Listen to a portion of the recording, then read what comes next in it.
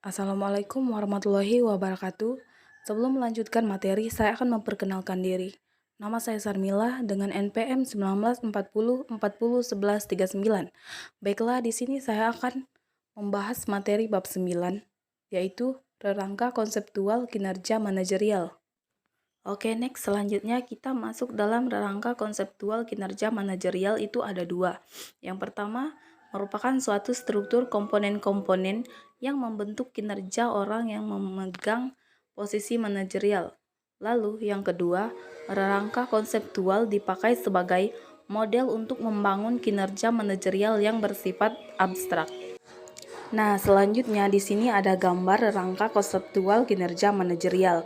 Boleh dilihat, ini adalah gambar rangka konseptual kinerja manajerial. Lalu di sini ada 4 kinerja yang dituntut dari manajer. Yang pertama itu kinerja yang dimiliki oleh manajer tersebut sehingga dapat menjadikan organisasi sebagai without creating institution. Lalu yang kedua, peran manajer dalam menentukan peran yang akan disedang seseorang. Lalu yang ketiga, bakat dan kemampuan yang dimiliki. Lalu yang terakhir, usaha manajer dalam proses mewujudkan kinerja yang baik. Baiklah, di sini ada cara mewujudkan organisasi without creating institution. Yang pertama itu mendesain produk dan jasa yang mampu menghasilkan value bagi customer. Lalu yang kedua, memproduksi produk dan jasa secara cost efektif. Lalu yang ketiga, memasarkan produk dan jasa secara efektif kepada customer. Ya, next, selanjutnya di sini ada peran value adding role. Yang pertama itu untuk membangun customer yang kuat. Lalu yang kedua, membangun karyawan yang produktif dan berkomitmen. Ketiga, menghasilkan financial return yang memadai. Mengapa sih value adding role terdiri dari tiga peran tersebut?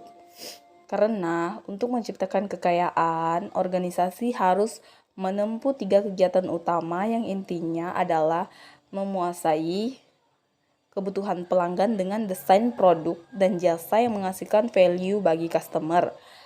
Lalu untuk memproduksi produk secara cost efektif diperlukan karyawan yang produktif dan berkomitmen sehingga organisasi mampu menghasilkan finansial returns yang memadai. Seperti itu. Selanjutnya ada managerial skill. Rangka konseptual untuk mengembangkan managerial skill ada 3. Yang pertama itu paradigma customer value, mengarahkan semua proses organisasi untuk menghasilkan value bagi customer. Lalu yang kedua, paradigma continue improvement, mengarahkan semua energi personil untuk melakukan improvement secara berkelanjutan terhadap proses yang digunakan untuk menghasilkan value bagi customer.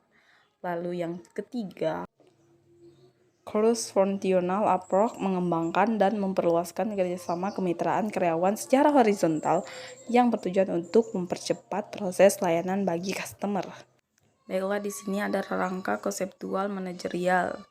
Model A, pengelolaan bisnis dan proses organisasional yang di dalamnya ada strategi, operasi, struktur, SDM, manajemen, dan leadership. Lalu model B, pemicu dan pengelolaan perubahan. Ada perubahan lingkungan, perubahan perbaikan, perubahan inovatif, improvement berkelanjutan. Lalu yang model C, pengelolaan sisi bayangan organisasi.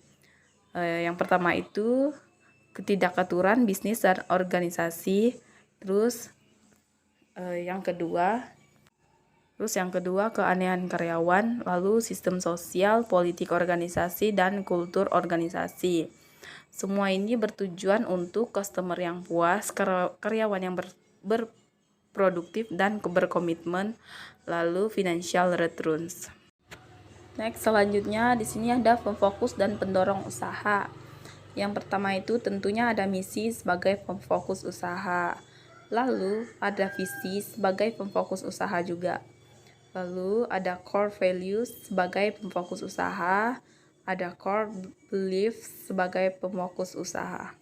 Baiklah, sekian dari presentasi bab 9, kurang lebihnya mohon dimaafkan. Wassalamualaikum warahmatullahi wabarakatuh.